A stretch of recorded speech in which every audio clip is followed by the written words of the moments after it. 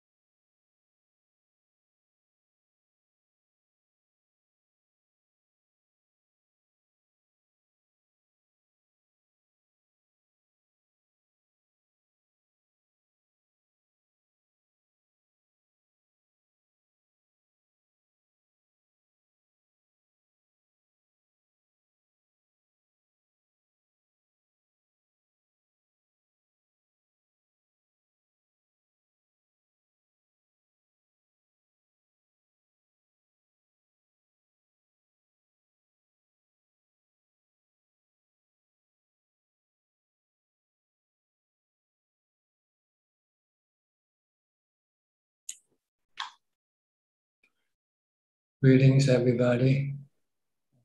I hope everybody is okay.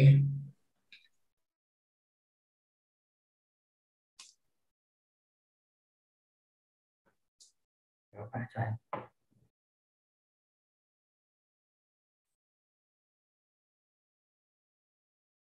Okay, Felicia Shan from Malaysia. You're the first one today. Good evening, Prajan. I have to look up. Prajan, I have a question. When I meditate, my samadhi very still and calm. The mind automatically become as an outsider, like watching TV, but I am not affected by the image.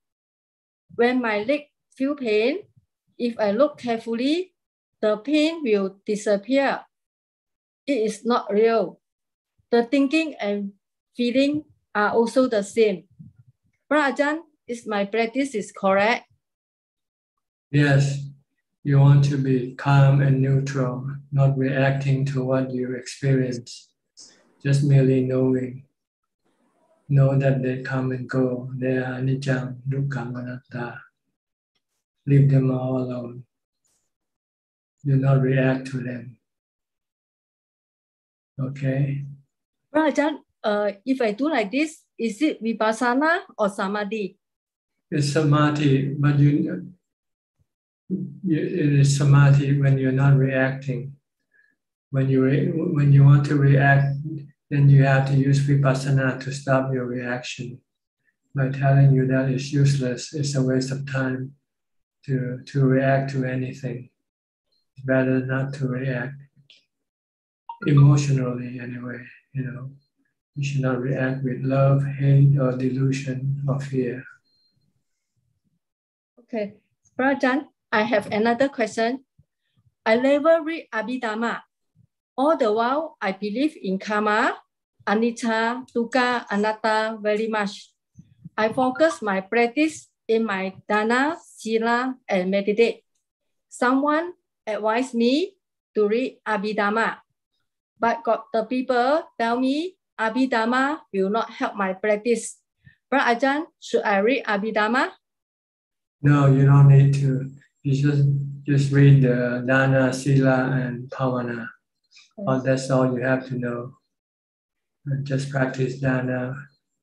When you have the surplus money and you don't know what to do with it, then give it to charity. Sila, keep the 5 precepts or the 8 precepts. Pavana is to meditate with mindfulness to keep your mind calm and happy. And vipassana is to teach your mind that everything is impermanent. Everything will harm you if you want to possess them, want to own them, because you will not be able to own them forever. Sooner or later, you will have to lose them. This is all you have to know in your practice. Okay, thank you. I'm Amaduna Prajan, sadhu. Okay, you're welcome. Sadhu. Next, Kenneth, professor from Switzerland. How are you today? Good? Good afternoon, Ajahn. I'm fine, thank you. I would like to ask a question today regarding the contemplation of death. Yes. because I've been using that recently for, I find it useful in situations where dealing with a difficult person, when feelings of anger arise, and I realize that in the end we're just the same and going the same way. I find it to be quite helpful to deal with the potential for anger to come up. Is that the right way to, or one of the correct ways to use death contemplation? If it works for you, that's the right way. If it can solve your problem, if you can keep your mind calm and happy, then it is the right way. For each different people, they might use different method, but the goal is to become calm and peaceful and not affected by whatever you come across. Somebody is being bad to you, and you can say, well, in the end, we're gonna end up in the casket anyway, most of us. That's fine. But if you want to use metta, forgive him, okay. Some people use metta, they say, maybe I did something wrong to this person in the past, now he's getting it back.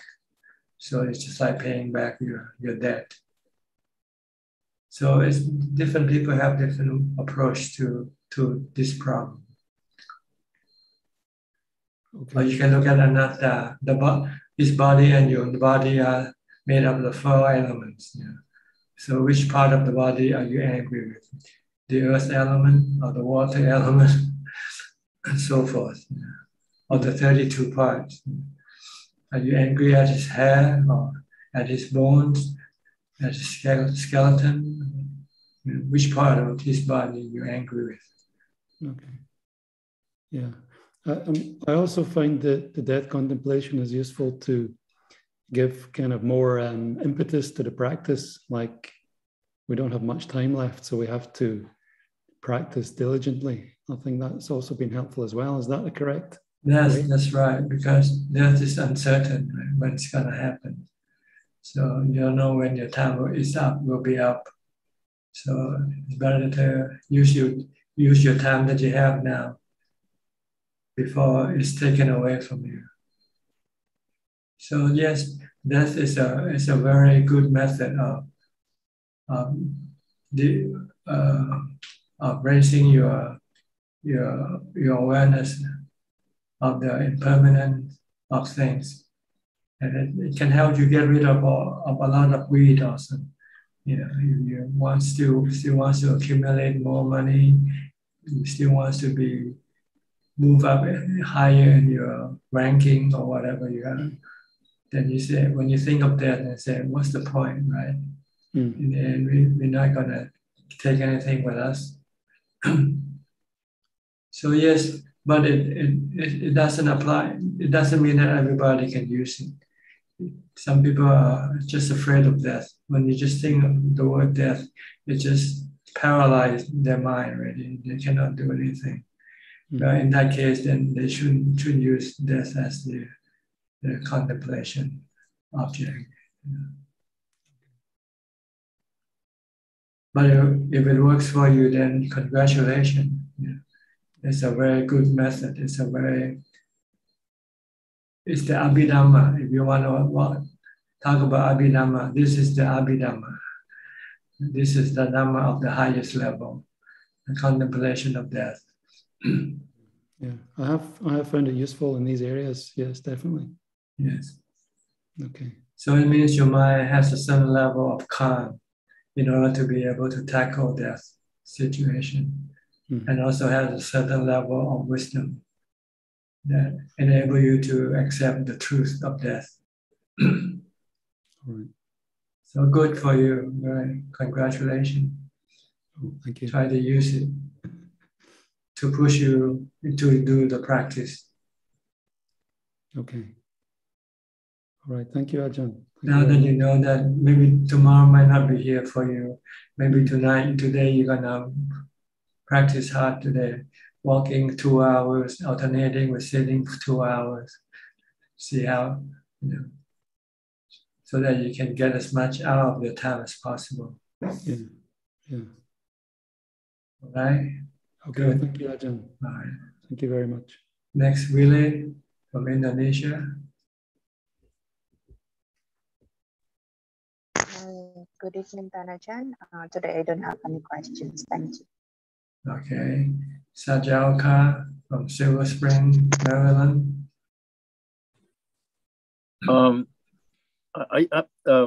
Thank you for your teaching, Tanajan. That with the responsibilities, the family responsibilities, I kind of find all the things that I am following, keeping the precepts and sleeping on the floor and not being entertained, watching anything, not following nothing.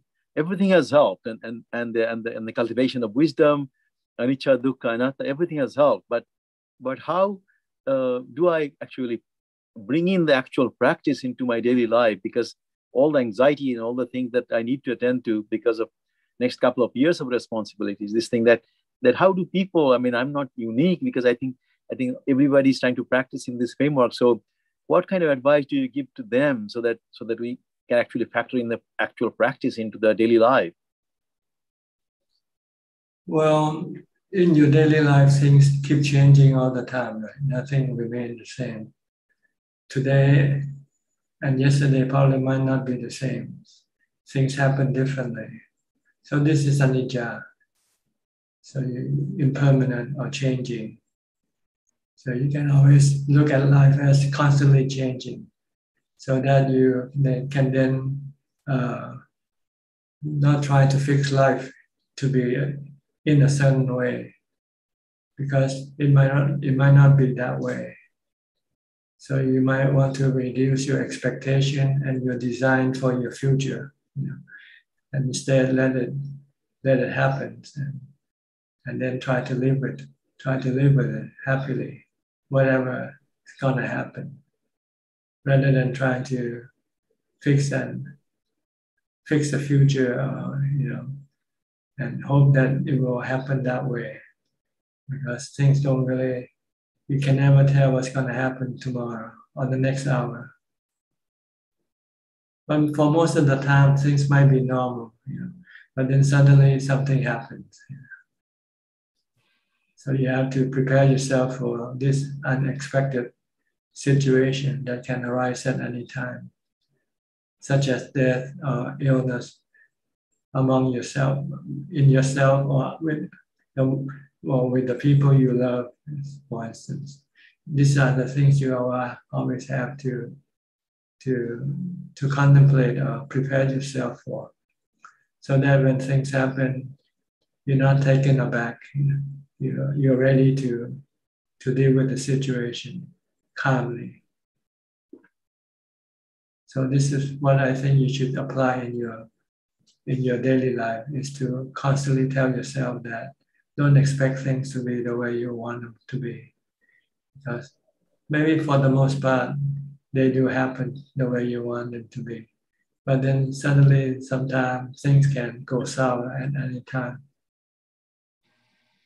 and you should be able to rise above it and just cope with it calmly and peacefully and happily even.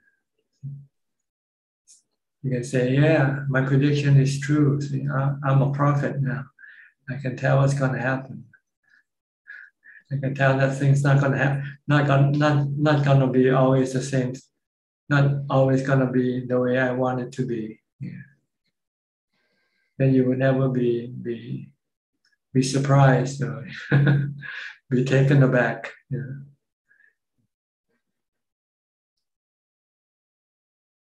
Okay. Thank you. Another aspect is anatta. Anatta is something, is nature. Everything is part of nature. Everything the work of nature. So like the wind, the weather, they are the work of nature. And you cannot predict or force them to be the way you want them to be. But Tanajan, the people that you care for, and because of the maturity and coming to them, actually tells me I can see very clearly, logically, in a very simple manner, that whatever the close ones are doing is going to actually bring them more grief, maybe temporary pleasure, but it is going to guarantee to bring grief. But as you said, that I may tell them not to do that way, but would they listen? And they don't. So it's kind of, I kind of smile within myself. I'm saying, yes, keep doing that. But I know that this is not the correct path, but even if I tell you there is a path available, you are not going to listen to me. And it's kind of a very funny situation. I think we are kind of very lucky to be drawn to this, that it gives us not just maturity and a peace and a quality that would have been completely absent otherwise. That the sense of detachment, the anicca and dukkha and anatta, that you made us see, for example, is extremely valuable. Whether I can practice in the real sense or not, but at least all these things that we've benefited from, and I actually wish that my closed ones will benefit from these. But I think that's not for me to really teach them. I offer them, but you said that it's up to them to accept. So after that, you give up, really. That's why you have to look at them as the natural. They are natural things also. Exactly. You cannot direct them to do a certain thing a certain way.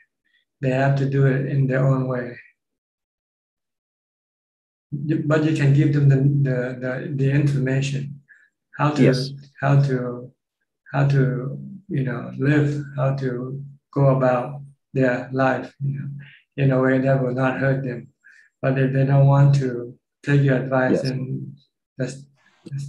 then you have to stop, because it will be annoying to them if you keep telling Yes. them all the time. Right. Better save your advice to someone who wants to listen to you. Yes. Okay. Thank you.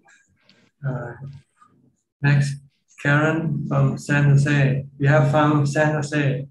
You have found your way back to San Jose. No, that song has been in my head all week now. By Dionne Warwick. Dionne Warwick. Yeah. Whoa. Anyway, oh, that's so funny. I read your book and that you were in Fresno, but I thought you worked so hard and studied and went to school, and I thought you probably didn't have any time for fun. Well, I do have a little bit of time for fun, but most of the time I spend studying and working during the weekends. Well, it sent you to the monastery, so I guess that's good for us, right? You answered my questions already. Professor Kenneth had my question, and that is so helpful, the idea of just always think about, if I think about death, and I have no problem with that, probably because of my age, but to use that when I feel like reacting, my problem is now that I'm becoming more aware of what I'm doing and how I'm reacting, I still can't seem to control my reaction. So I guess that's the first step, is to say, okay, here's my reaction. I see that I'm reacting. And then on top of learning what you just spoke with with Professor Kenneth and the gentleman from Virginia, that answered a lot of my question. But my other thing is, I'm so hard on myself afterwards. I'm just so mean to myself, and impatient, and just I'm hard on myself, and I'm wondering if there's anything that can also help with that part of it. That's also reacting to yourself. So don't react to yourself. Just know yourself for what it is and leave it alone. And the way to improve yourself is to develop mindfulness. The more mindfulness you have, the more you will be able to control your mind, yourself, to stop reacting, to remain calm and peaceful. So this is what you need. What you lack is mindfulness. I mean, you have a certain level of mindfulness, but not enough to completely get rid of all your reaction yet. So that's what you want to do. You want to do more mindfulness. Try to Okay. control your thoughts and emotion from the time you get up to the time you go to sleep. That's the practice. Yeah. That's the real practice. You don't need to be anywhere to practice. You can practice anywhere if you are developing mindfulness. By constantly force your mind to focus on something to keep it from reacting or wondering, thinking about this and that. It has to be merely knowing what to do, for instance, knowing that you are brushing your teeth, that you are washing your face, that you are changing your dress, eating, and so forth. Just keep merely watching and don't think about other things. Forget about the past, it's already gone. Don't worry about the future, it's not here yet. All you want to do is to be aware of the present, to what's going on, especially in your mind. Stop it from thinking. Only think when you really have to. Then you will be able to control your reaction. Because your reaction comes from your thoughts. You have to think before you react. Oh, thank you. That's brilliant. That helps so much. Thank you very much. And also you have to meditate in between your mindfulness session. Whenever you have the time, you don't have to do anything. Just sit down and be mindful of your breath. Okay. Simple. Just close your eye and just keep watching your breath, like you were watching your body before that. You were watching your body when your body is walking, doing things. So when you're not doing things or walking, then you watch your breath when you sit down. That's actually getting easier. Watching my breath is getting easier. Yes, the more mindfulness you have, the easier it will become. If your mindfulness is not strong, your mind wants to run away from your breath. So you find it difficult. Yeah, my mind still runs away, but it's getting better a It's little, all over bit. the place, right? Your mind's all over the place. Yeah, always. Yeah. But now I see it. And then I would get mad at myself, but it's slowly getting better. Thank you so much. Don't get mad at yourself. You hurt yourself by getting mad at yourself. Yeah, that's so helpful to think of that as also reacting. That's like right. Like I'm a separate person. I'm reacting to that. Yes. That's helpful. Very helpful. Thank you so much. Okay. All right. Is that all for now? Yes, thank you. Thank you, right. everybody, for your questions. It helps me too. I appreciate it. Okay. Next, Cook Sing from Singapore. Yeah, John. Yeah, tonight I have two questions.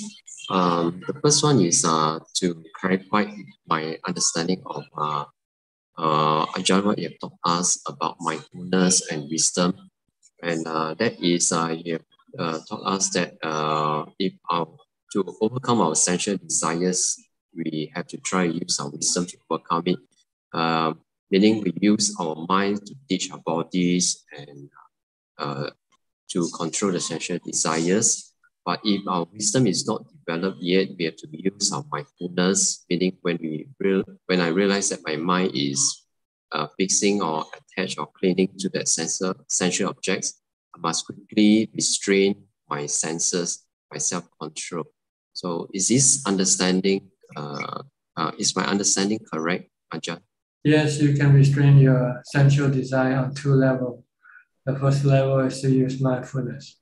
If you cannot use wisdom, if you cannot see that the sensual objects will cause you dukkha sooner or later because of their impermanent nature and anatta nature, then you just have to stop thinking about them by reciting a mantra or focus on your body, on whatever your body is doing, so that you can forget about the sensual objects that you desire for.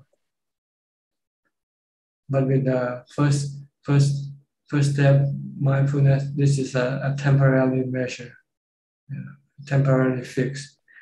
With wisdom, it will be a permanent fix. Once you see the objects that you crave for will hurt you, then you will not want to have that object anymore. That's permanent. Okay. Question is, about contemplation and the contemplation of what you've taught, and then in reality.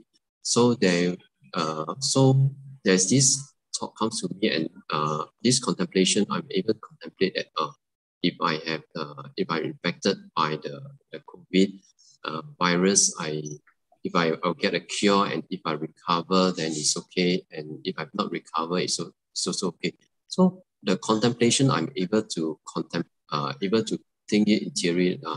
However, when the case when the COVID case in Singapore is rising, so there is this fear in me, and I was actually looking forward to the booster jab.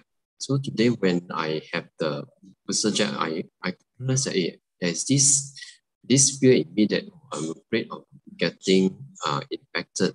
And even though in theory, I may contemplate that, it's okay, it's just the body infected, not the mind. So my question is, I find there's this disparity between what my mind is thinking or contemplating and what my body is feeling. Yeah. So that's because when you come to face with reality, you forget about what you had contemplated. So you want to bring that what you had contemplated to apply to the reality. And okay, you've been contemplating that your body is anicca, it's impermanent. It's gonna be subjected to sickness and death sooner or later. Now you have to apply it to the real situation. So now COVID-19 is very close to me. Maybe I will be affected. Maybe I'll die from it. So what? And you say, what can I do? It's beyond your ability to prevent it if it's gonna get into your body somehow. So you just have to accept the truth. That's all, the truth of the reality, because this is what you've been contemplating on before. But when you come to face with reality, you're not applying what you had contemplated. So you don't pass the test. Then you have to ask yourself, what do you want, dukkha or no dukkha?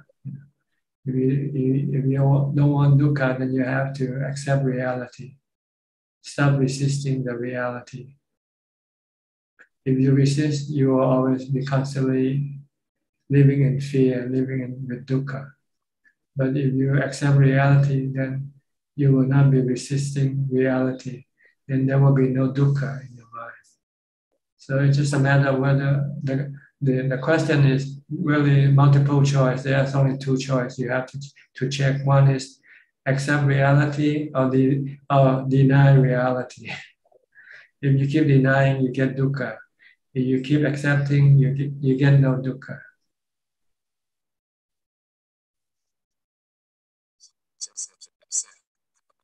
So when you might have to go and contemplate more and ask yourself, what do you want, dukkha or no dukkha? If you want dukkha, you keep resisting the reality. You don't want to get sick. If you don't want dukkha, then you say, okay, if I should get sick, so be it. Accept it for what? Then there will be no dukkha. Because dukkha arises from the desire not to get sick.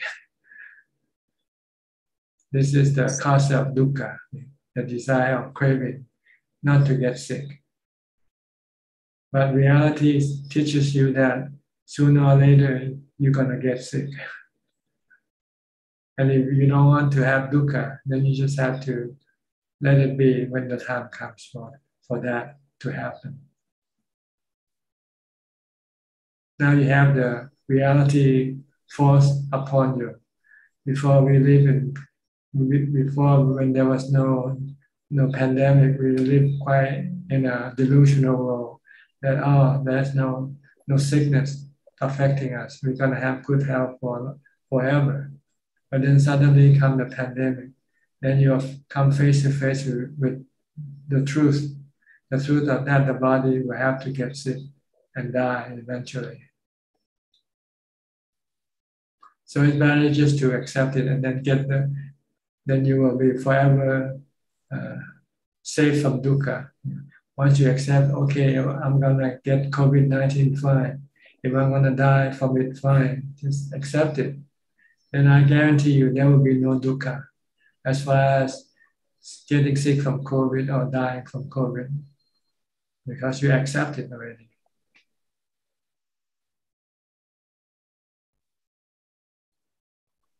Okay. Meditation. Yeah, when you accept, then you stop your desire not to get sick, not to die from COVID-19. If you still, oh, I don't want to get sick from COVID-19, I don't want to die, then you are creating the cause of dukkha, which is your desire not to get sick, not to die. Then you will be constantly living in fear with anxiety and worry. But once you accept it, okay, I'm gonna die sooner or later, I'm gonna have to get sick sooner or later. If now is the time, let it be. Okay, once you can do that, your fear of sickness and death will be completely eliminated from yourself forever. You'll live peaceful, happy, not worrying about getting sick, not worrying about dying anymore. So you should thank the pandemic. It's a blessing in disguise, really. It's forcing you to take the examination or the test. And you can find out whether you pass it or not. There's only two choices in this test. Two choices, multiple choice. Yes or no, accept or no, accept, not accept. Like when you install a program, they ask you, would you accept the conditions of this program or not? If you accept, then you can use the program. If you don't accept, then you cannot use the program. Okay. Thank you, Ajahn. Yeah, I think that's very clear. All right. Next, Alfredo Ubeka. I give you your Pali name, Ubeka. Hi, Bhante. How are you? I'm okay. Yesterday, I went to hospital to by bronchitis. Bronchitis. Corticoid in my vein. Today I'm okay. Okay. My practice is very, very good. Viveka. Okay. You're not affected by your illness. Oh, I like for asubas. No body, no meal, no word, no things of word. The word is beautiful, but it's not for me. I'm a little practicant. My name is in Chinese Buddhism is a simple practicance. One thing, a simple practice. Simple practice, simplicity. Yes, one thing in Chinese. Okay, good. In Japanese, what? Go ahead.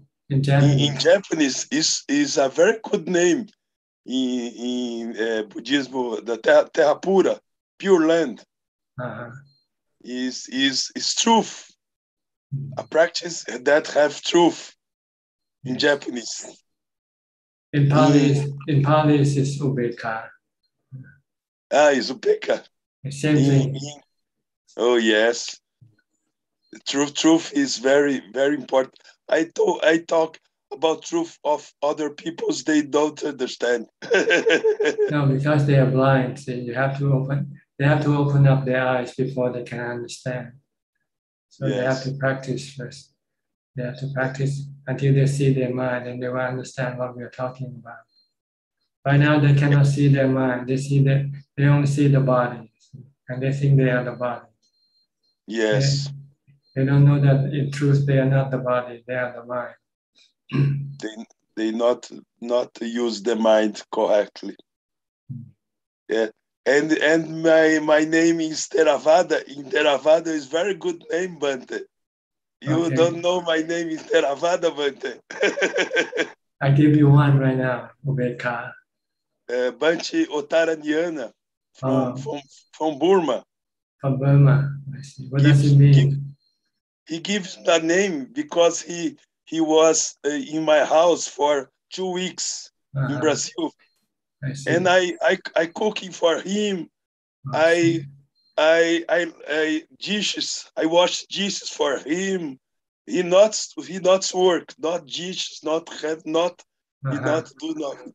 And advice. What name he has to me? Yes. Advice, Pepe. Advice. What name he gives you? I am his secretary. You are his secretary. Ananda. Ananda, I see. The Buddha secretary, assistant. Ananda is good adventure. Okay. All right. Very, very good. Stay a servant. You will be happy being a servant rather than being a master. What? You try to remain a servant. Don't be a master. A servant will always be happy. A master will always be unhappy because master will demand for this and that, while a servant will always comply. Yes. Yeah. Yes, I'm the Chinese name, a simple practitioner. I'm only practice, only study Buddhism. Okay. Very okay. All right. Stay calm. Stay happy, okay? Okay. All right. Then we go to Alvin from Malaysia. Good evening, Tanajan. I don't have any question today. Okay. Kate Genso from Penang, Malaysia also. Good evening, Tanajan. I like Tanajan teaching on accepting the dates, right? It's very useful during the pandemics right now.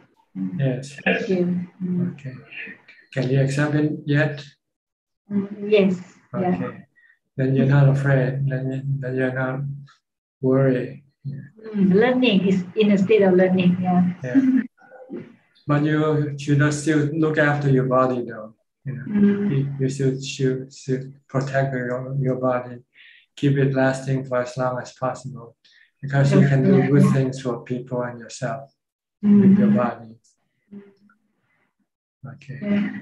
Thank you, Tanajan. You're welcome. Next, we in Czech from Vancouver, Canada.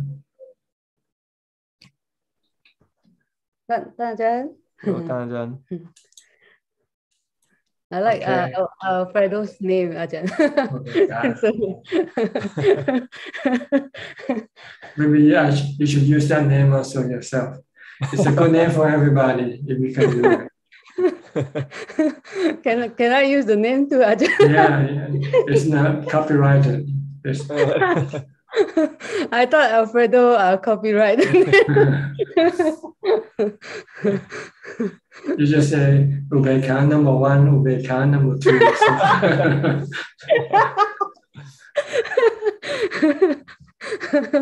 Okay, I think I want to be number 2 then. Okay. Ubeka Junior, the second.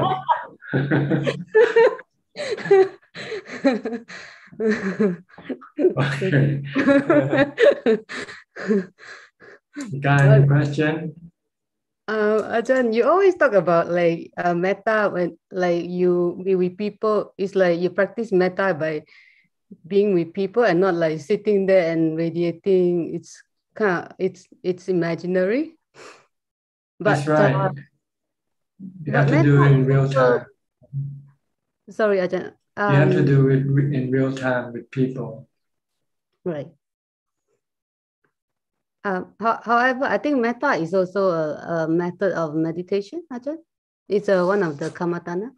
Yes, when you have metta, your mind is calm. When you're angry, your mind is not. But it doesn't bring you into jhana, but it keeps your mind normal instead of getting all heat up, all angry, and when you have metta, you forgive, then your anger will disappear, and then you remain calm and happy. Have you heard of the 10 benefits you get from having metta? Yes, Ajahn. Yeah, okay. But it's a little bit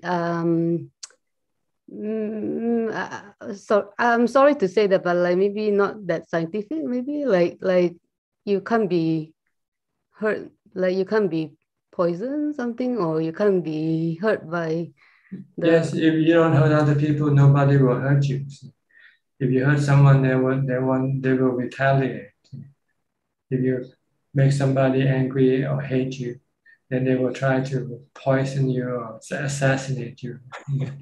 But if you're always nice to them, you always give them Christmas gift, every day, not just during Christmas, I guarantee you, they won't assassinate you. They want to protect you. But sometimes Ajahn, like accidentally, like. Does anybody want to assassinate Santa Claus? Santa Claus is the embodiment of metta. See? Everybody loves Santa Claus. That's why the Buddha said one of the benefits of having metta is you'll be loved by everybody, both human and non-human.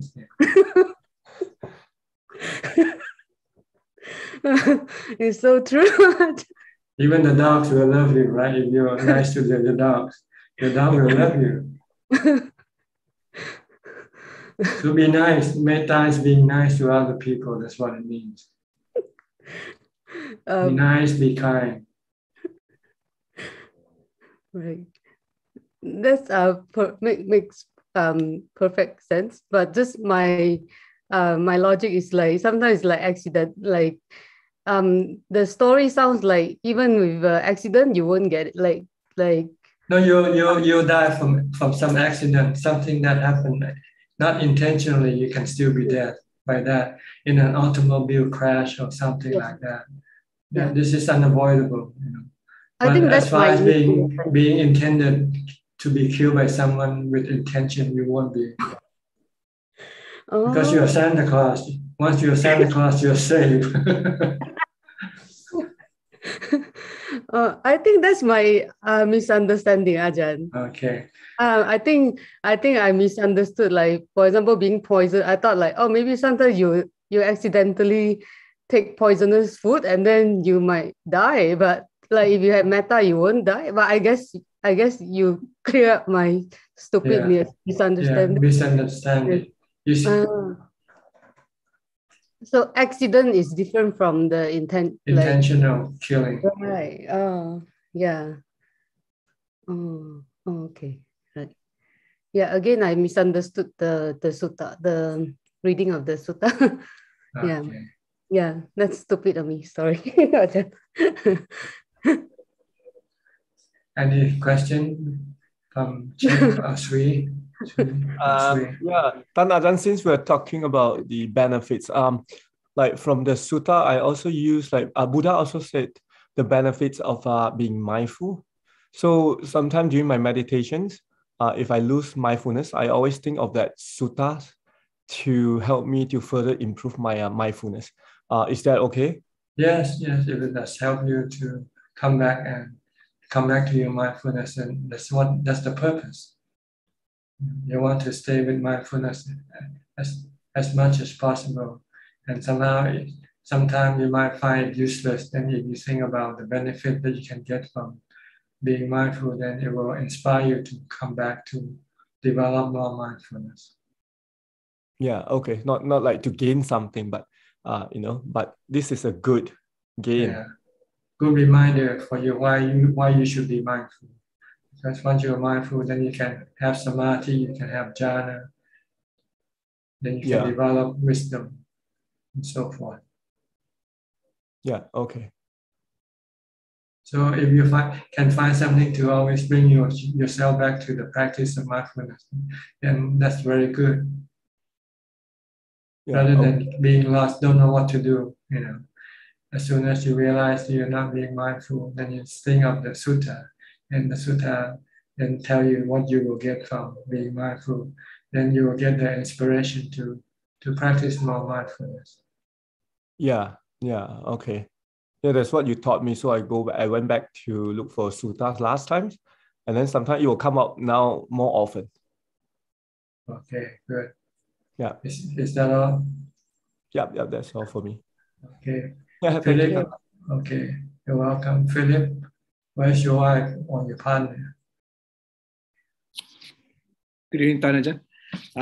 She's actually listening in the room, and I think tutoring the children. Okay. Yeah, she's listening on Facebook. Yeah, yeah. Any question today? I don't have any questions tonight. Okay. Thank you. Then we go to Belinda from Singapore. Hello, Tanajan. No questions tonight. Thank you. No question. Okay. Gary from Singapore also. Gary? Good to see you, Tanajan. There's no questions from me tonight. Thank you. Okay, and then I'll go to Paul Westbury from Virginia. Hi, Paul. Hello, Ajahn. Yes, I had a question in regards to, I have an aspiration to maybe be a Dhutanga monk one day. And I know in the United States, it's kind of the support, the donor support is a bit low for doing something like that. If I have such a high aspiration, and I still practice my meditation daily, I practice meditation daily, but I'm wondering if I should practice meditation more at this stage, or if I should do different, maybe not necessarily austerities, but maybe walk further distances for meditation, or sleep on the floor, or eat less. Those practices seem a bit more like helpful for the like resilience that we can develop. But the meditation, sometimes if I just drive home and I come to sit on my comfortable meditation cushion, this doesn't always seem like the most valuable thing for my aspiration. Yes, it depends on your preference, I guess, which works for you. If you can practice at home and advance in your practice, then there's no need to go on austere practices. If you find that if you live among the comfort of your home, you find it very hard to advance in your practice, then you want to change the environment, go to a more austere environment, which will then force you to be more mindful, more resilient in your practice. Okay, so does that mean that this should only be for my own benefit? Because like my aspiration is more like out of a compassion for like communities, and let's say I live near the Appalachian Mountains, and there's a lot of drug use and a lot of uneducation and low jobs. Like people don't have jobs that well there. And I feel like they could really benefit from a sangha being in their communities. So out of compassion, I kind of have an aspiration like this. But should I kind of not put so much focus on that and worry more about, liberating myself, first of all? Yes, you should worry more about liberating yourself and worry about other people later on. Once you are liberated, then you also have to choose the community that you want to help liberate. Is to see if they are ready for liberation or not. Because some community they don't want liberation from dukkha. They want to remain in dukkha. They want to remain in the world, in the mundane life. So it depends where you go after you have become enlightened. You have to go maybe from community to community to find which one is receptive to your teaching. Also, if they're not receptive, then it's useless to teach them. But this is come after you have finished your own work first. Finish your own work, get yourself enlightened. Then you can then go help other people to become enlightened also. Yeah, the Appalachian Mountains seem like a very useful place to do something like this one day. There's a lot of there's maybe 20 or 30 different houses on the side of the mountain because they don't have so much land that they can spread out very far. So there's like kind of like little villages in certain areas that it just seems like it would be a very nice place, and have a little cave or somewhere you meditate. But this is a very lofty ideal, but yeah, I guess I just need to stick with my practice. But should I keep that inspiration, that aspiration in mind every once in a while, or does this make me too I guess naive in a way, or too lofty? Once you're enlightened, your compassion will come out automatically. But you also have wisdom with your compassion. You will also have to be discerning as to which community you want to serve, you want to help. Because in order to make things work, it has to come from both sides, you and the community that you're trying to serve, whether they're receptive to your teaching or not. But right now you only have the compassion side without the wisdom side, the discernment side. So you think in a really fairy tale way, oh yes, it would be nice to go to this community and spread the Dhamma, and they all become enlightened, But it doesn't work that way though, in reality. You might not be welcome. You say you're trying to, change the religion. If they already have their own religion, for instance. Yeah. Yeah, so, I understand. Yeah.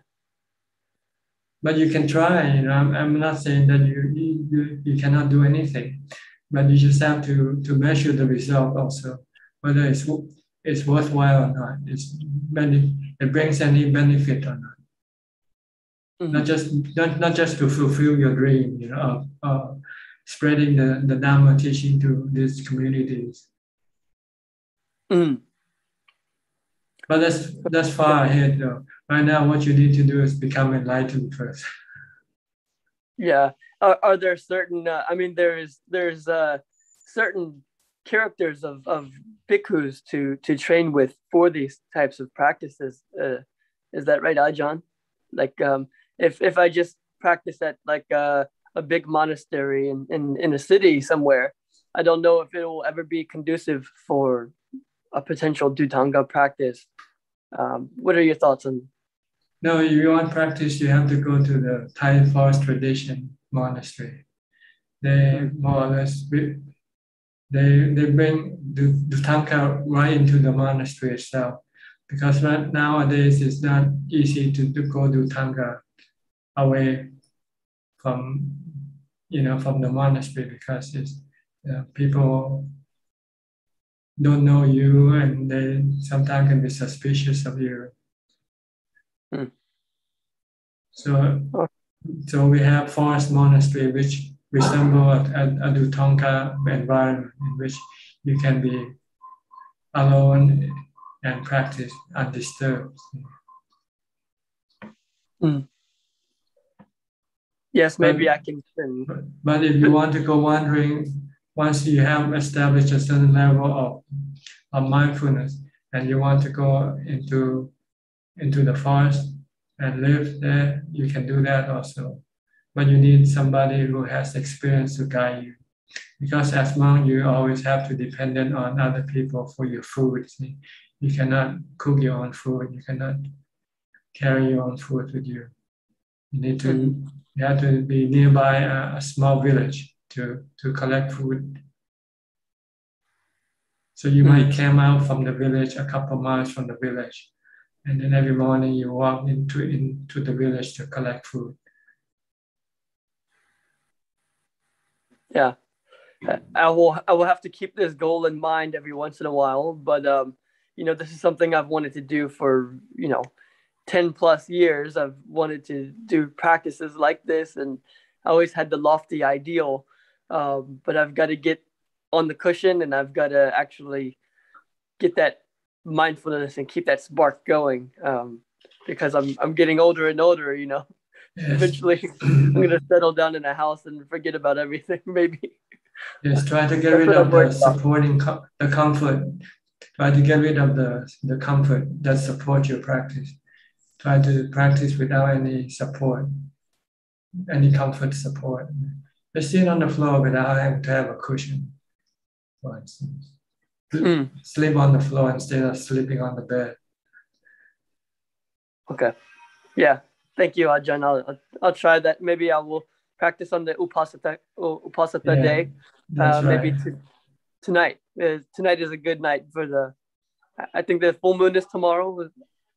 2 more days. 2 more days. Tomorrow is the 14th. 2 more days. Thursday will be the full moon day. Will be Upasata day on Thursday. Oh, and the Thai tradition, do they practice the night before or the night? The night of. The night of the same day of the full moon. Same day. Okay. Yeah, same day. I will try to work in step by step and come back to reality of what I can do. Yes. Try to keep the 8 precepts first before you want to do any more austere than that. The 8 precepts is also an austere practice, a low level austere practice. Then you want to move up to maybe Dhutanga, which is eating once a day and sleep out, camping, not sleeping in the house, sleeping under a tree or some shade, or sleeping in a cemetery, for instance. These are Dhutanga practices. Thank you, Ajahn. This is inspiring to hear, and this is why I always tune in to keep that motivation going. Yeah. Thank you, Sadhu. Okay, you're welcome. Next, Martina from Indonesia. Martina. Hello, Ajahn. Can you speak louder, please? Hello, can you hear me? Yes. Go ahead. Ajahn, my question is, it's very hard for me to be very mindful or to do any mindfulness practice. Can you advise me what is the best practice to do? Just to be careful when you do things, just be careful. Just keep watching what you do and make sure you don't do anything wrong when you do things. This is one way of developing mindfulness, is to be careful with whatever you do. Can you do that? I don't really understand what you mean with be careful. Like, don't keep watching what you do and don't go thinking about other things when you're doing something. Keep focused on what you do. Okay, Ajahn. Thank you very much. All right. Next, Sulan from Singapore. Hello, Ajahn. Nice to see you again. Okay, you have any report to make? I don't have any report to make. Okay, any question then? I think not for now. Yeah. Okay, you just want to listen for now. Yeah, I just want to listen for now. Okay. Then let me go to. Thank you. Thirapat.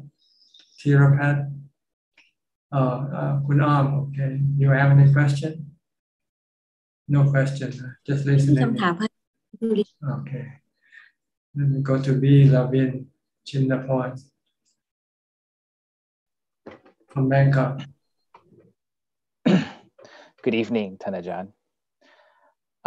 Just like to say I really enjoyed your teachings so far today, and I learned something new. Everybody loves Santa Claus. That's something I'm going to remember for a very long time. Yeah. That's the embodiment of metta. Someone who gives and never takes. That's what metta means. To give and not to take back in return. Not to expect anything in return. Only to make other people happy. Can you do that? Can you be a Santa Claus all the time, not just on Christmas? I'm trying to practice more metta when I have an opportunity. I try to use it whenever I'm in a situation where, you know, I'm under pressure, where somebody is criticizing me, you know, in a certain way. I try to use metta to convince myself, oh, it's okay, you know, criticism is a part of life, you know, maybe don't judge them, you know, maybe they have their reasons. So yeah, I'm trying to practice it. Try not to react with anger when people criticize you or did something bad to you. Just say, this is a gift from you to them. You allow them to be mad, to be bad at you. This is a gift. If this is what makes them happy, right? Okay, let them do it. Because you want to make people happy. And if they in order for them to be happy is for them to criticize, okay, let them do it. So we're actually making merit for them. That's right. Actually, I also really like your quote earlier on where you said that, are you angry at the hair? You angry at the eyes, the body? Which part of the body are you angry at? That also got me thinking that it's true. It's not a self at all. It's just which part. Yeah. Just like an automobile, right? When you look at the automobile, you like a certain part of the automobile, right? Or you like the steering wheel, or you like the seat, or you hate that part, or you hate this part. Yeah, it is. Okay, no question tonight. I do have one question. Okay, go ahead. Thanajan. So it's actually regarding the four Brahma Viharas. I understand that you mentioned very often that Ubekkha is very important for us to establish, whether, you know, in samadhi, outside samadhi, you know, to lead in our daily lives. So my question is, the other three, Metta, Karuna, Mudita, these, do I understand correctly that these are three factors that we need to support Ubekkha in order to, you know, achieve the goal of liberation? No, see, the three Metta, Karuna, Ubekkha is for you to treat other people with. And you need to have Ubekkha to treat yourself with. Oh. See, when things become overbearing, like you try to help people and people don't appreciate, or you cannot help them, then you can become sad or disappointed.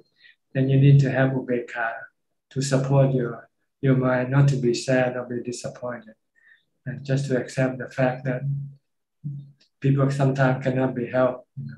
So you just have to leave them alone, leave them to their own karma. So we have a saying that the metta, compassion, support the world, and ubekkha, support the one who has metta and compassion. Because without ubekkha, sometimes you can become overburdened by your trying to help other people. But with ubekkha, you know the limit that you can help, and once you reach that limit, you stop. You don't overtax yourself with trying to help people more than you can do. Then you need to have ubekkha and say, well, that's all I can do. So you have to learn to say no also. Saying no doesn't mean you have no compassion or no metta, but it's just the fact that there's so much you can do. Like you have a car and 10 people want to get in the car and you say, only you can take 6. You know? You have to say no, you know. That's what ubekkha means. Yeah.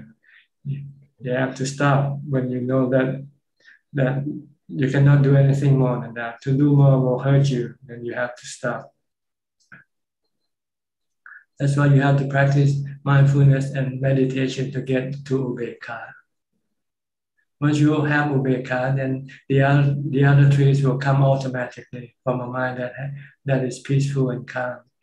Because a peaceful mind is a happy mind, a Santa Claus mind. Yes.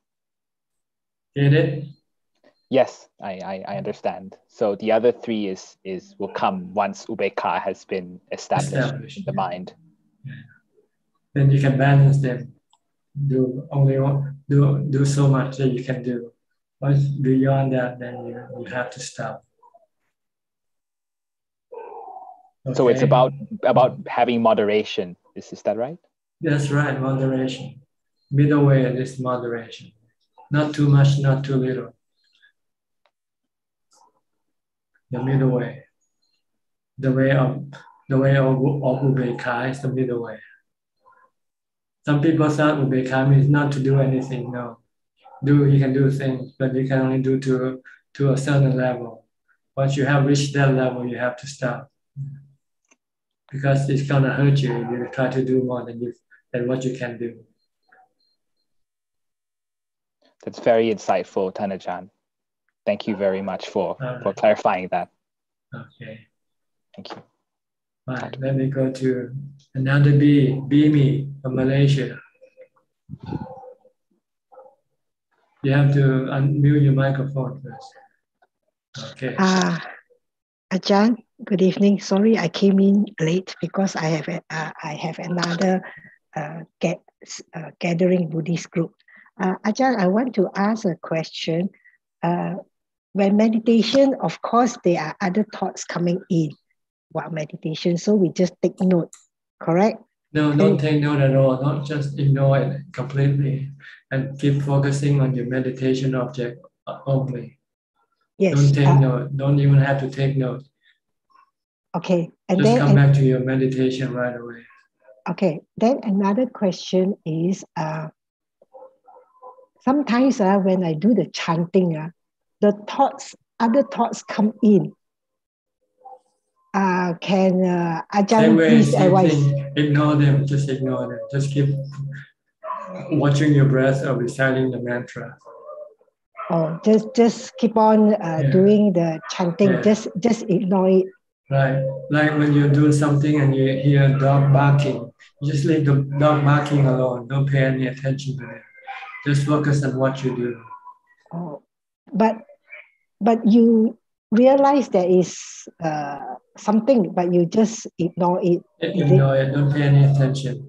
Pay attention to your meditation object only. Okay. Don't be distracted. Okay. Because I get worried about it. You see, why it comes. You see, even you though don't have to worry. This is the nature of the mind. The mind constantly creating thoughts all the time. So when you're first starting, you cannot stop these thoughts from arising. But what you can do is to ignore them and just keep focusing on your meditation object. And as you are more focused, then these thoughts will become less and less. And eventually they will all disappear. Okay, thank you, Ajahn. Okay.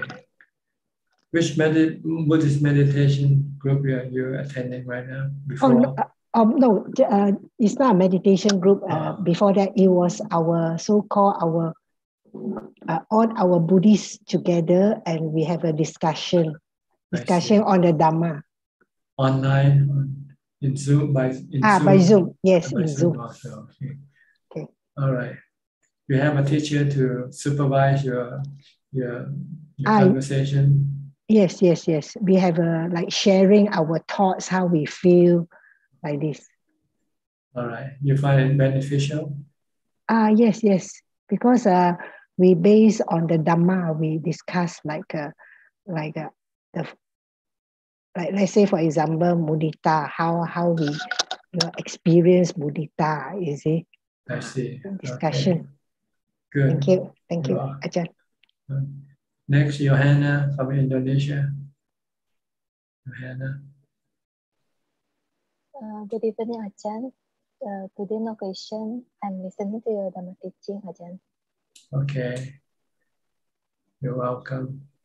Now, where do I go next from here? No more people with their video on. So maybe I'll go to Facebook now for question. If there's any question from Facebook, Kunda. Yes, we have 3 questions from Facebook right now, Thanajan. Please go ahead. 2 questions from Simon. Good evening, Ajahn. I am a beginner meditation practitioner, but I have heard from more experienced practitioners of terms such as fourth jhana. I presume there are levels such as first, second, third jhana. And the first question is, how do we identify each jhana in our meditation? When you meditate, you don't have to identify them. They come up automatically if you keep focusing on your meditation object, and they will go from first to second to third and fourth automatically, like an automatic transmission of an automobile. You don't have to shift; you just put in drive, and then the automobile will do the shift for you, changing the gear for you.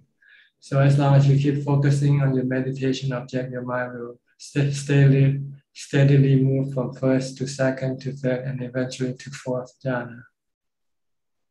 So no need to worry about this different step when you meditate, but you can analyze afterwards, after you finish your meditation. You say, oh, this is first jhana, this is second jhana, so forth. But when you meditate, you must not analyze, because if you do, you will not move forward. Your meditation will fail.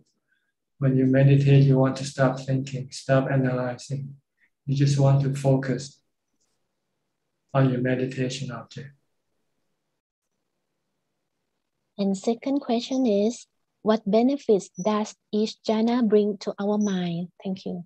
It will bring you the happiness that is worth more than $1 million.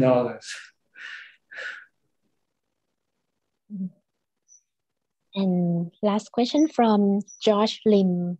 Dear Ajahn, is there such a thing as, due to one's own karma, present knowledge and acquaintance to the Dhamma, there is only so much one can achieve and attain in Dhamma development?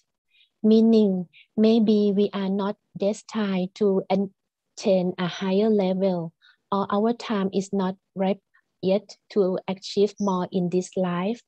Can we come to terms or reality that our present wisdom, effort, and circumstances can only achieve certain potential levels of development? Thank you.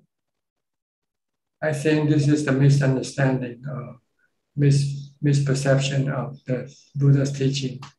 Because if you study the four foundations of mindfulness, the Buddha promised you or guarantee you that if you follow his teaching accordingly, as taught in the four foundations of mindfulness, you can become enlightened either 7 days or 7 weeks or 7 months or 7 years. So I think this is the perception or the understanding you should establish in yourself.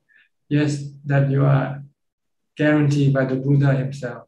If you follow his teaching and practice the four foundation mindfulness correctly, you can become enlightened within this time period from 7 days to 7 years.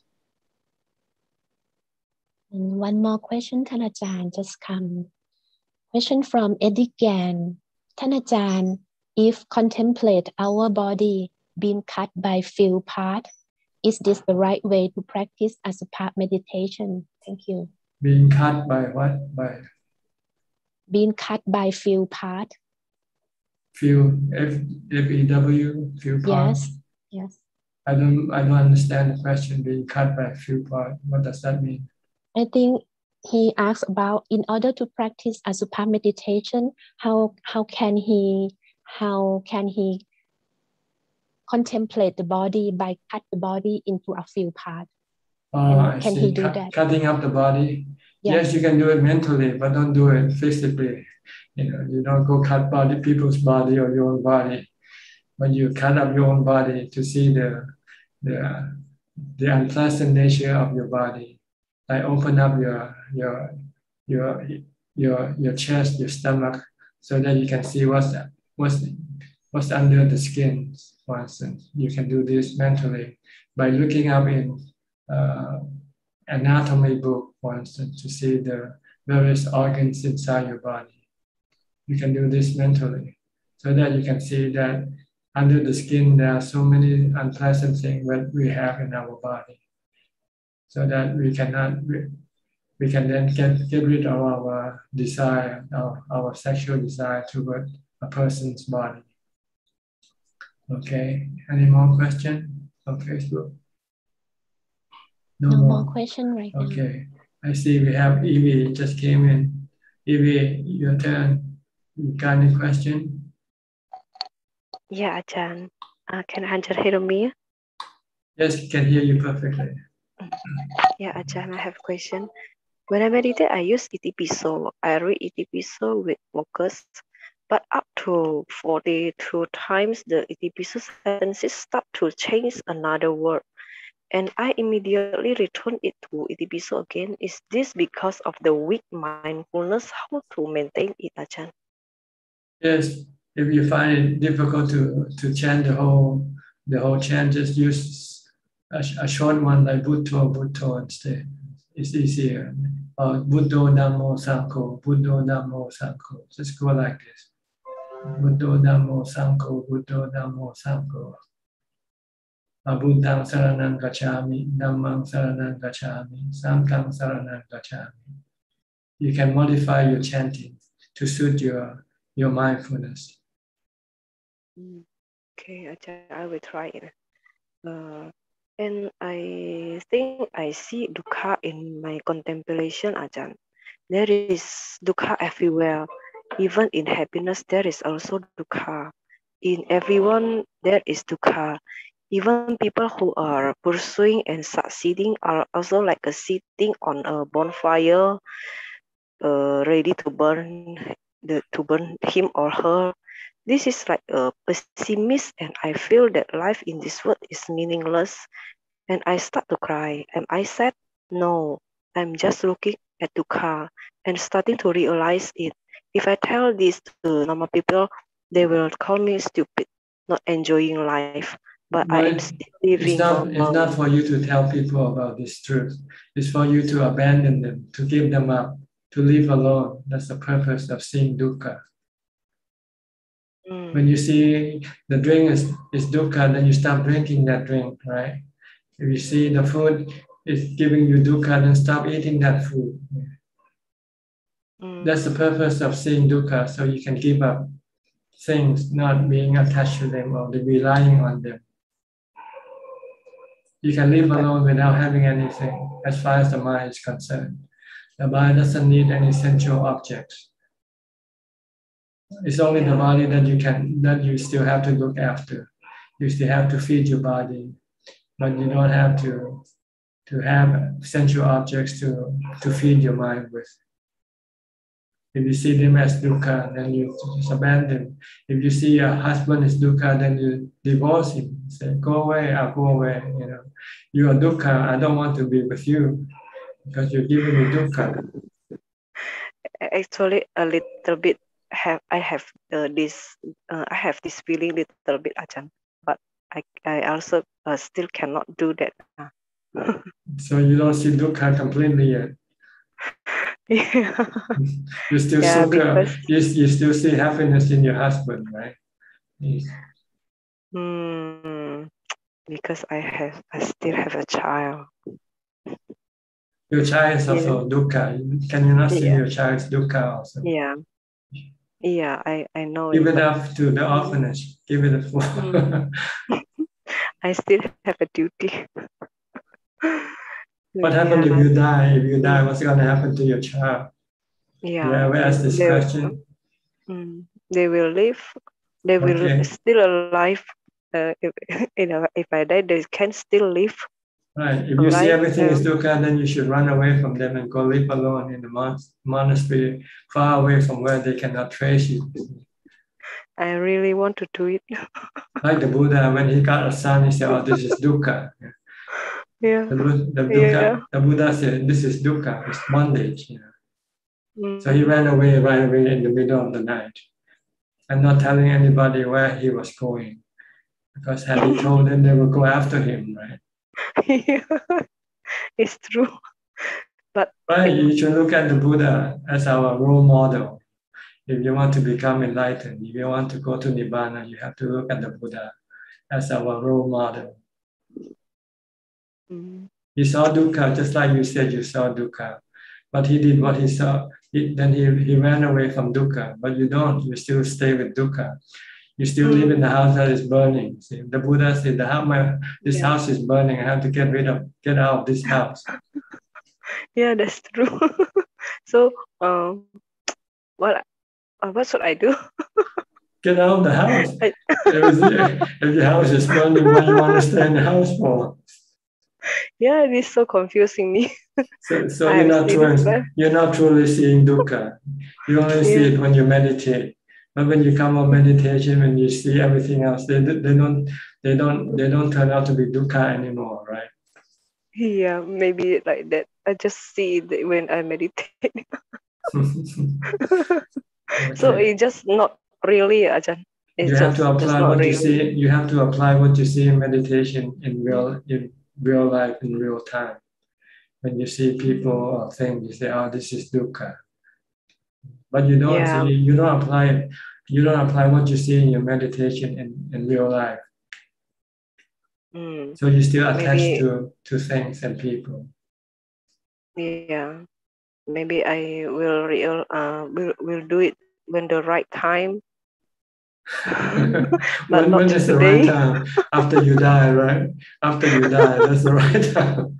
You give up everything when you die, right? When I'm getting old, my child raised up. You will never give up anything. Only time you'll give up is when you die. Yeah, that's true. Run away is just like a dying. Run away just like dying people, right? No, you run away so that you can get to Nibbana. But when you die, you are forced to go away from things and people. But then you keep coming back for them because you come back because you still want to be with them again. So you have rebirth again. Yeah. So you have to do it voluntarily now before you die, not being forced to give them up when you die. You're forced, then you want to come back for them again. So you return, you have rebirth. But if you could give up voluntarily before you die, then you won't come back anymore, like the Buddha. Am I have a chance to attain Sotapanna in still with condition still have family member, Ajahn? It depends on your own determination. If you are determined, you can get whatever you want. If you want it bad enough, you'll get it. But if you don't want it bad enough, you won't get it. Because I still cannot. Don't blame other people. Blame yourself. Don't blame other people. Yeah, maybe at the right time. I don't know. Someday. No, this is not the way to think. Yeah. Yeah, because what I see is really changed my vision now. Okay. Yeah, I hope one day, Yeah, one day I will do it. You might have to see dukkha more often than now. You only see it once in meditation. Once you come out of meditation, you forget. So it's not effective. You have to see it all the time.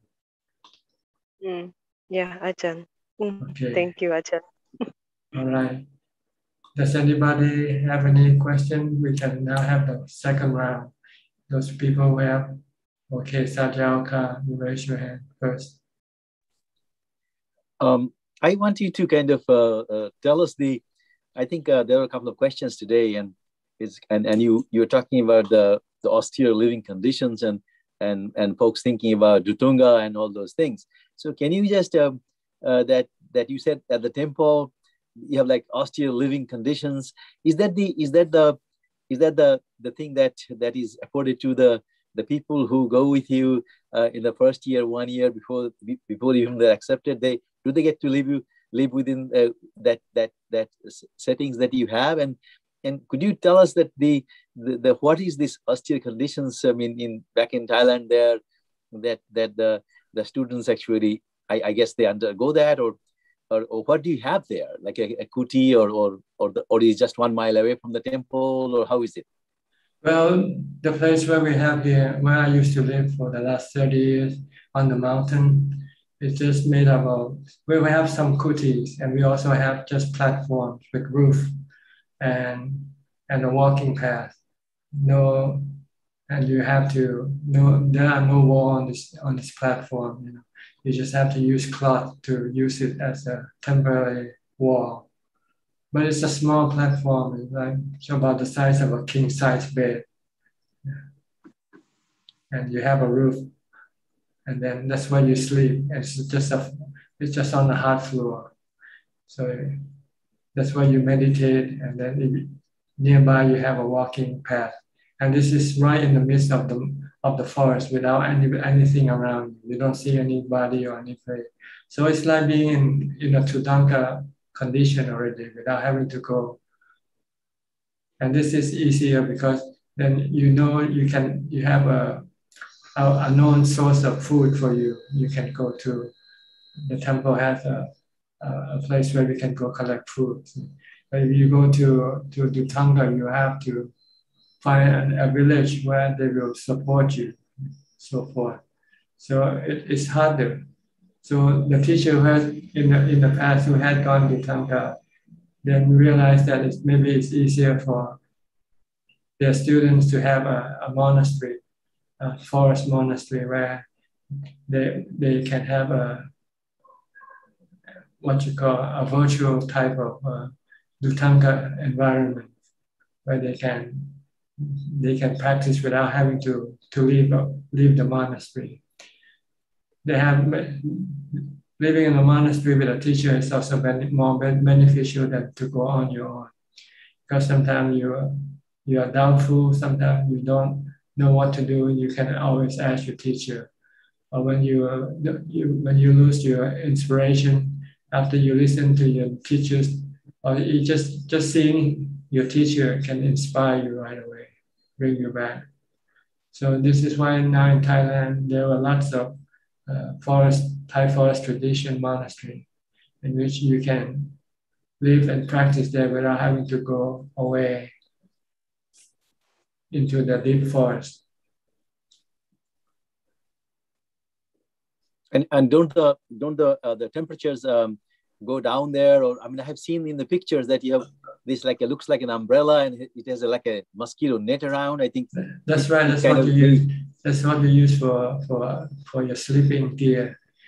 If you have no platform, no roof, then you use this umbrella with the mosquito net that covers around. You sit and meditate, and maybe you find a place somewhere on the ground, and you might use some leaves to cover the ground with, and then you just sit and meditate and sleep under there. And then you might ask a lay person, a villager, to help you make a walking path for your walking meditation. But this now you can have this inside a forest monastery. So you don't really need to go to walk. And if you feel like walking the Tanga, you can just walk on your meditation path. Walk all day long. You walk for 6 hours and pretending you're going on a Tanga, trip. And I thought that the Thai masters that they were actually not eager to send the students out until they're kind of ready to go on the Tunga on their own, right? So because they have in first 5 years they stay in close this thing with the teacher. That's right. They need to develop a certain amount of mindfulness and samadhi first before they can go out on their own. See, one of the reasons why they go out on their own is because when you live in a monastery, you might still have to do some other work with the monastery to maintain the monastery. So sometimes it might take away your meditation time. So you want to go away alone and do it all day long without having to do any other work. But this is for more advanced more advanced student who may have 5 or 10 years already enrolled, and they feel that they need to go and live alone and not be bothered by any people or work other than just feeding himself. Then maybe going on a Dhutanga, it's like taking a sabbatical. If you are teaching or something and you feel your teaching work is overloading your other project, so you want to stop teaching for a while so that you can concentrate on your other project. And also that as you talked about this, like how you factor in your like fasting. So that means if you have one meal and if you fast for a couple of days, then I think they kind of go together, right? Because it's conducive to meditation, and then you're also consuming less food. So that means it's kind of, even if you have something, then you can just sustain yourself, so to speak, right? That's right. The less food you eat, it can also help push you to do more practice in order to deal with the hunger from the lack of food. You need stronger mindfulness. You need a calmer mind to be able to cope with your hunger. Yeah. Okay. Yeah. Thank you, Kanachan. Yeah, all thank right. you.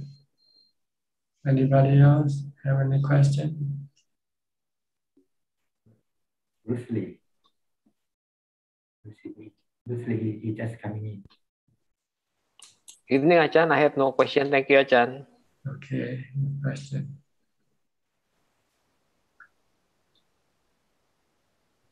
Sulan. You have questions, Sulan? Yeah. Okay. I have a question.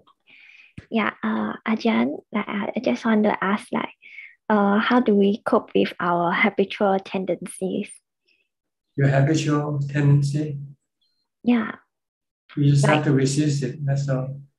The mind will think of a certain way. Then replace it with other ways. Think about doing other things. If you used to drinking some beverage, and you just switch it to just plain water. Every time you want to drink a soda, you say it's bad for your health, bad for your body. You say plain water is better for you. So you switch, you can switch. You can change the habit, but you have to force yourself to do it. If you're used to smoking and you want to stop smoking, then you just have to stop.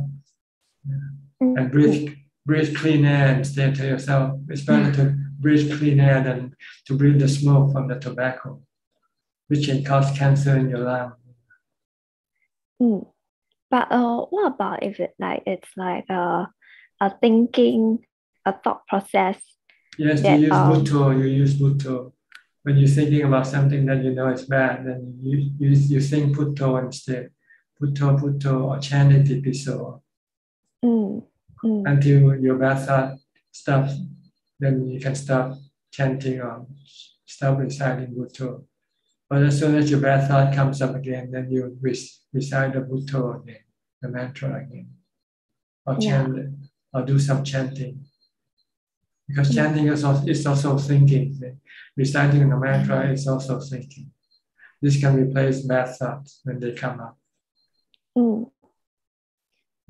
But why do all these bad thoughts come about? Because you used to think like that. Maybe the condition in your past life, force you to have this kind of thoughts. And once you think, then it becomes a habit. But you can change, you can break the habit. Yeah. There's no reason why to think why.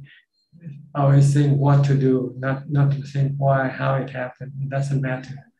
Think matter how to do it, how to change, how to stop this thing from happening, from coming up. And if it's the mind, then you use the Bhutto, the mantra. Okay. Yeah. Because somehow the mind will think that actually death is better because you can start afresh the next lifetime. Yeah, you can think what you want to but do. but I know this is a very silly thought. Yeah, but I don't know why such thoughts would come up. Yeah. Well, thought can be anything because it doesn't cost any money. That's why. If you have to pay for every thought you think, then you might think twice. Yeah, but don't worry. I don't. As in, it's just thoughts. I'm aware of this. Because they are free. That's why they keep coming up. Yeah. Yeah. Mm. But you have to look at the consequence of your thoughts. If you think of bad thought, it makes you feel bad. If you think of good thought, it makes you feel good. If you think of neutral thought, it doesn't make you feel bad or feel good, which is better than feeling bad. That's why you need to use neutral thought to stop your bad thoughts. Like Buddha. Buddha is a neutral thought.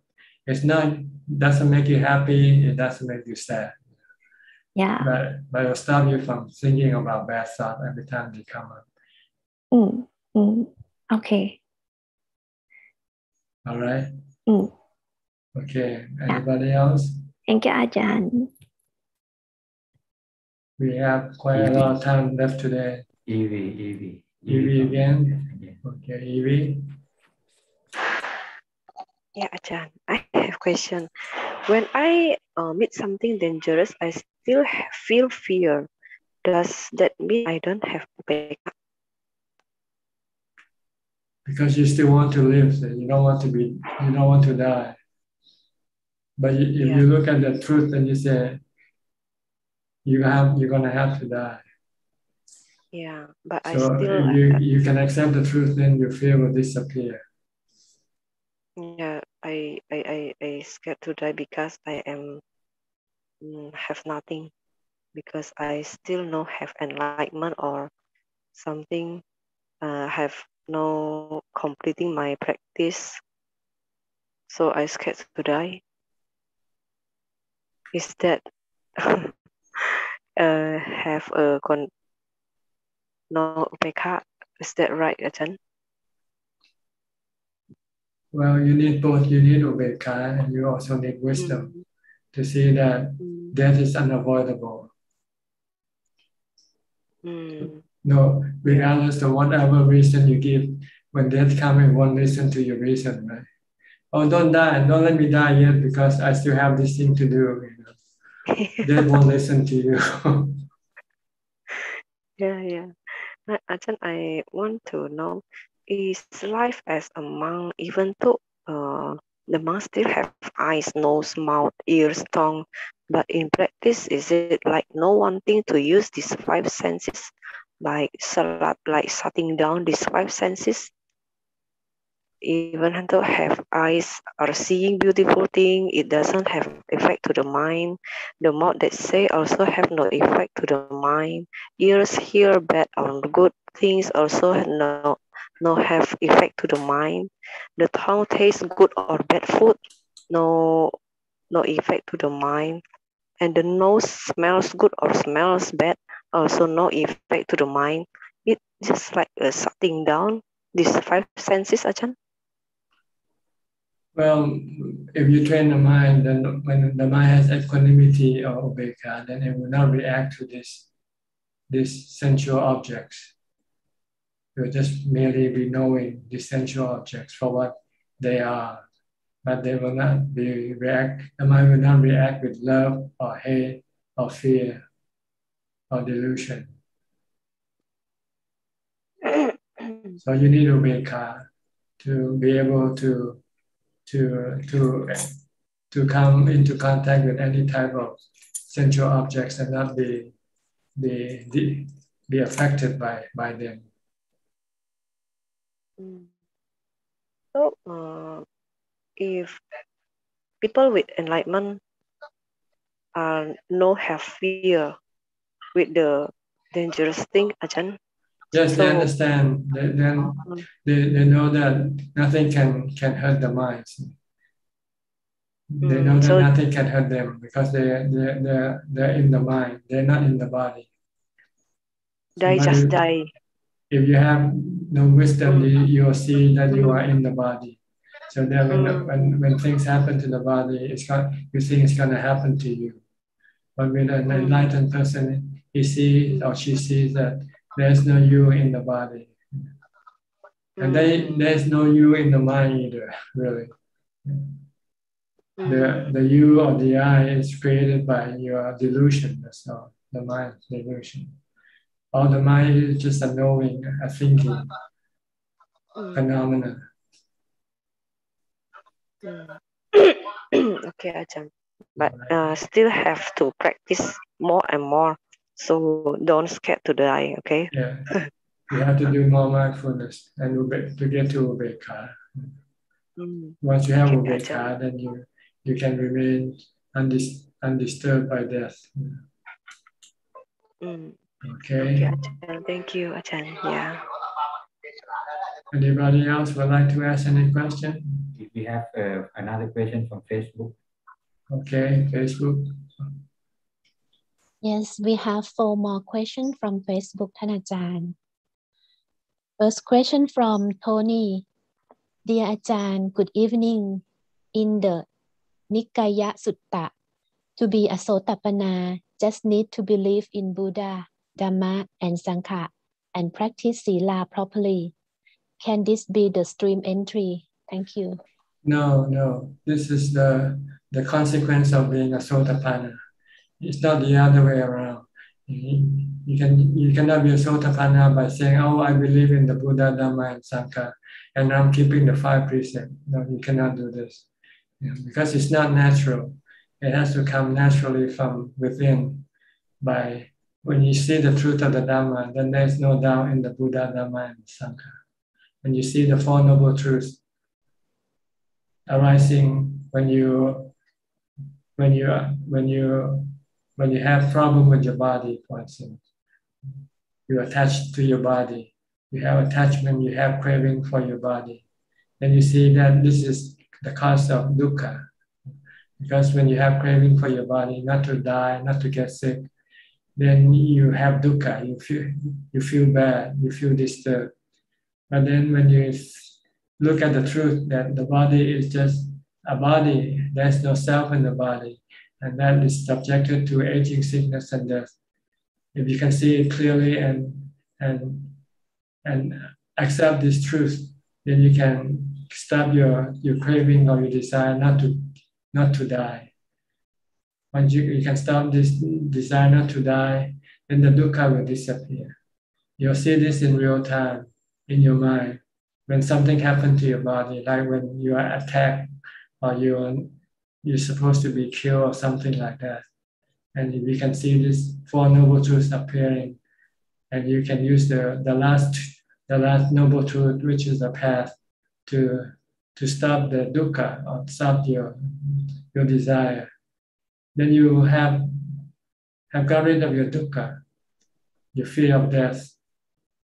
Then you become enlightened. You see that the body is just a body. It's made up of the 4 elements. There's no me, no self in this body. When the body dies, you don't die with your body.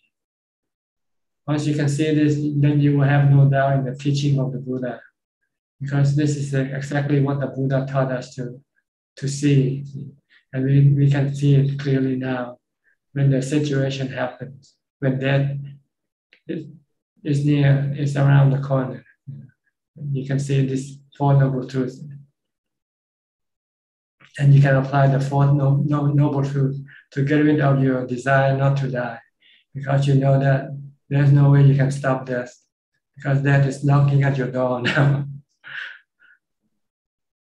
So you just have to apply, you just have to comply, accept death. Once you do that, then your desire not to die will be eliminated. And once the desire is being eliminated, then the dukkha, that is the consequence of this desire, will also disappear. You see this, that then you become free, you become calm, peaceful, and not hurt by the death of the body. This is the meaning of seeing the Dhamma. Once you see the Dhamma, the Buddha said, you'll see me.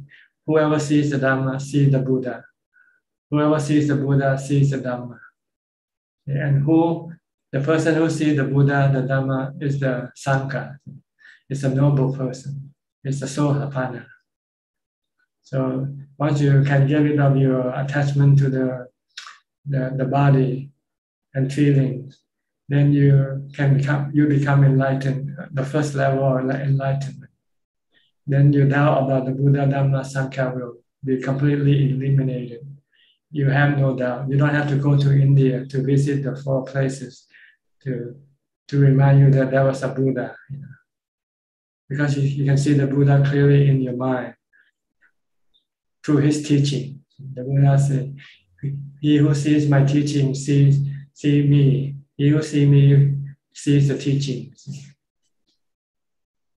Then Asotamana also see that his dukkha arises from bad karma. When he did bad karma, he got dukkha.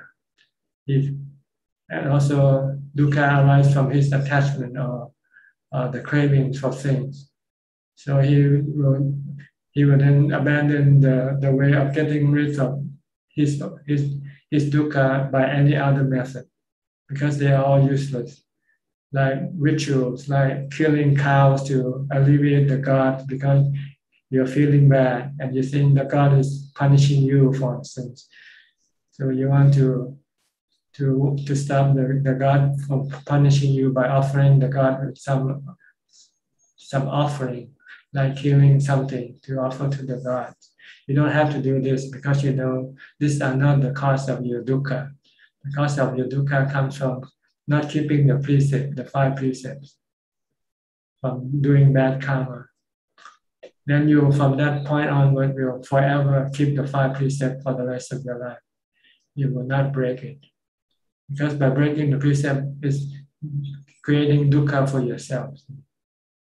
So it's better to let the body suffer than to let the mind suffer.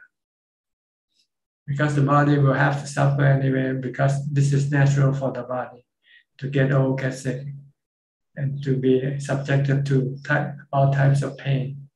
But the mind doesn't have to be, it's not subjected to, if the mind can stop doing any bad karma. So this is what you have to see in order to be able to say that you have no doubt in the Buddha. You believe truly in the Buddha, Dhamma, Sangha, that they truly existed.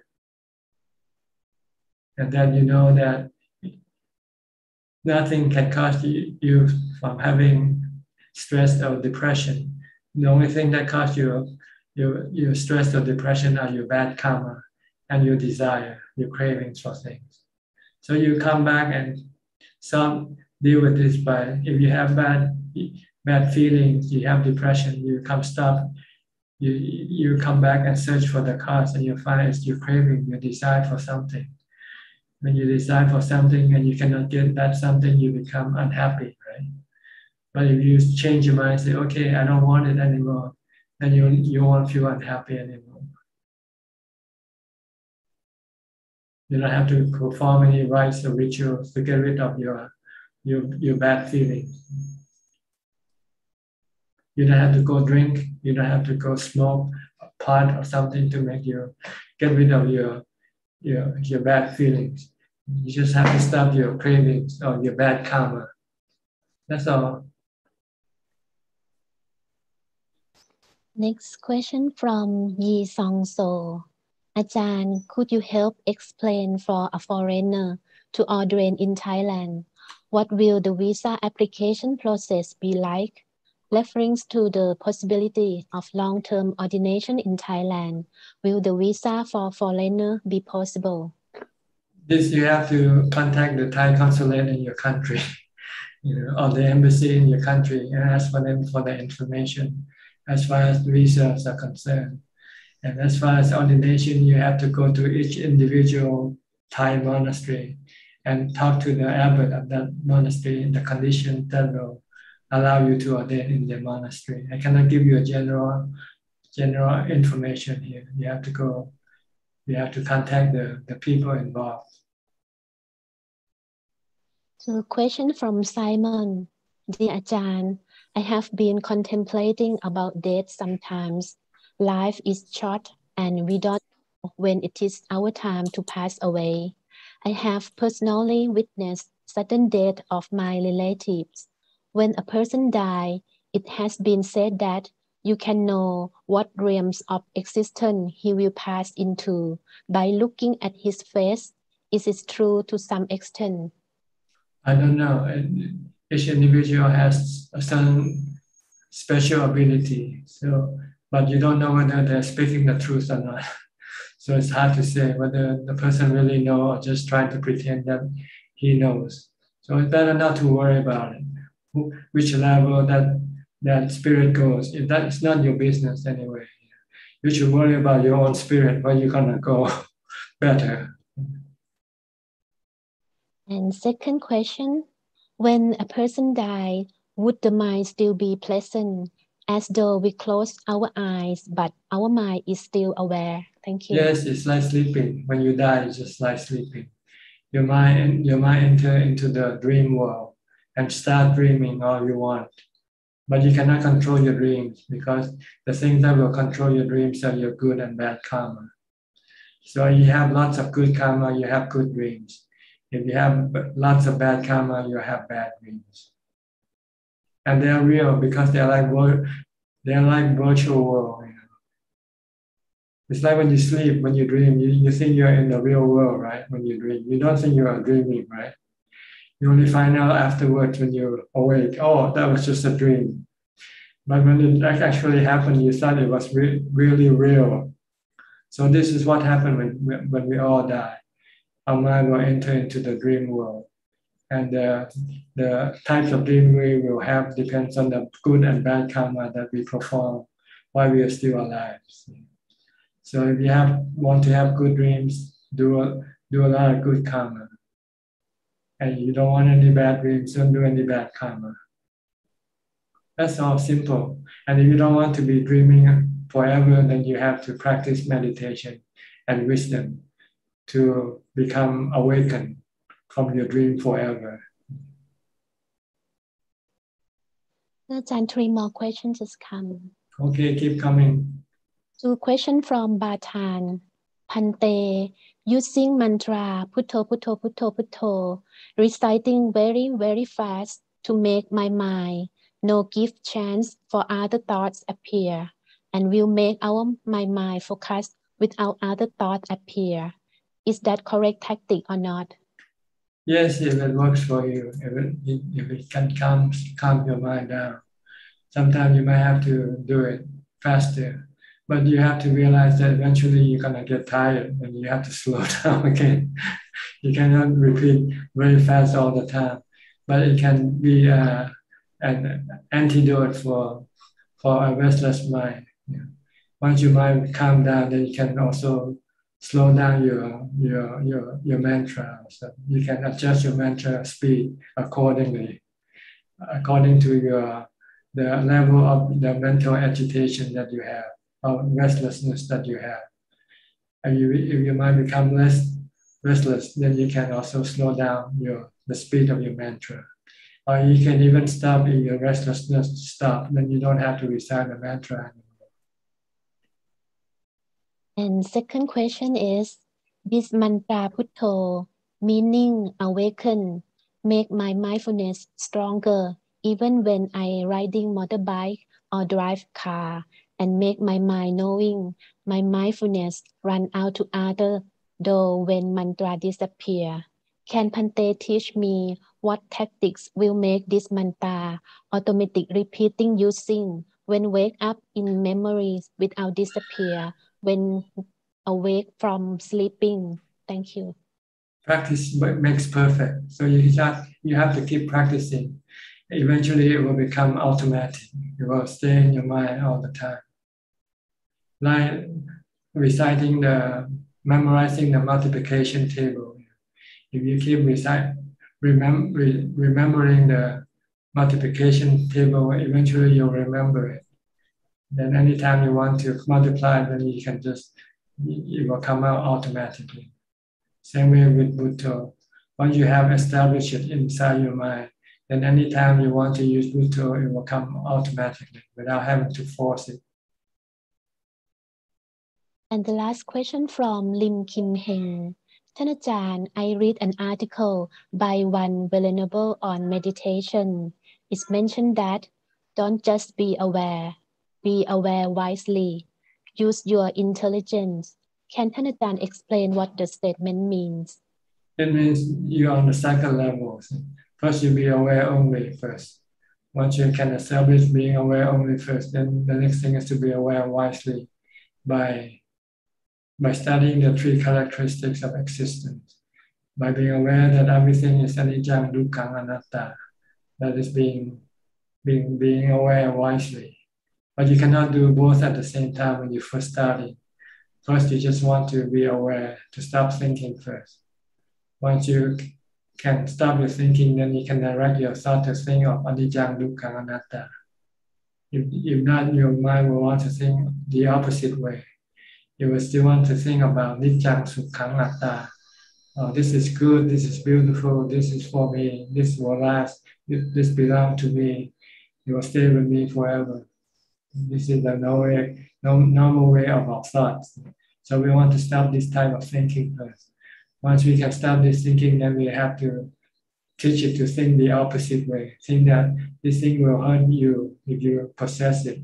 This is because they don't last forever, because they don't really belong to you. They all belong to nature. They come from nature and they will go back to nature sooner or later. So you want to reverse the thinking process from thinking that everything is good, everything belongs to you, to think that everything is bad, everything doesn't belong to you. That's all, Tanajan. Yes, that's all. Okay, that's about all the time. Oh, 5 more minutes left. Anybody else care to ask any question? Okay, if not, then I can. Sulan again? Okay, yes. Sulan. Yeah. Thank you, Ajahn. Yeah, I just wanted to ask, like, how do we make sure that, life after life until, like, we are able to meet the triple gem? Yeah. Can you repeat again, please? Yeah, my question is that how do we ensure that life after life we will be able to meet the triple gem? You cannot ensure it because the future is never certain. So you cannot predict what the future will be like. So don't give up the opportunity now. We have a perfect opportunity now. You have met the triple gem now. So why throw it away now and hope for the triple gem in your future? Because you might not get it. It's like winning you have won a lottery ticket now. Why don't you go and cash the prize and instead of throwing it away and expect to win again in the next time? Okay. Yeah. Meeting the triple gem is like winning a lottery jackpot. It doesn't happen all the time. It's not easy. So when you have won, you should go claim the prize, not just throw it away and say, "Oh, I'll wait for the next round." That is being stupid, right? Yeah, but then because I think it's not that easy to become Sotapanna in this lifetime. Because you are lazy now, and you think you won't be lazy in your next life. You'll be the same. If you don't change now, you'll be the same in your next life. So do it now. You have won the lottery ticket now. Go claim the prize. Why throw it away and expect the next draw to win again in the next draw? Because it's nearly impossible to come across the Buddha, Dhamma, Sangha. It doesn't happen every lifetime of a human being. So you are lucky. You have won the lottery ticket. So go and cash the prize now before it's too late. You're lucky. You're still young. You're only 30 or something. You still got plenty of time. So you should try to make good use of your time now. Don't wait until you die, or then wait until the next I life. cannot hear you already. Maybe my. Can anybody hear me? Nobody. Or you can still hear me, except Sue. Yes, I can hear you. Oh, okay. I can hear you now. Yeah. Okay. All right. So do it now. You can do it. Yeah. You have the Buddha, Dhamma, Sangha guiding you right now. So what are you waiting for? You can do from a small step first. Like tell yourself, I'm gonna keep the 5 precepts now, and I'm gonna give dana every day. Put $1 in a box somewhere and say this is for dana. And then when you have that opportunity to do some charity, then you take the money, then you put in the box. But you can practice without, you can go slow. But you just start. You shouldn't wait. Because if you don't start, you'll never start. Once you start, then you'll keep moving. You keep going forward. Okay. Yeah. All right. I think that's about all the time we have for tonight. It's about almost 10 o'clock right now here in Thailand. Well, thank you very much for your attendance. I hope this meeting is of some benefit and help you advance in your practice. In the meantime, please stay safe, stay mindful, and keep practicing the Dhamma. If nothing changes, nothing goes wrong, I'll see you again next week. Goodbye for now. สาธุเจ้าค่ะ สาธุท่านอาจารย์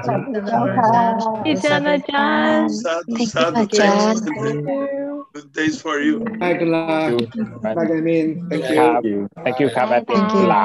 Thank you. Bye-bye. Thank you very much. Thank you, everyone.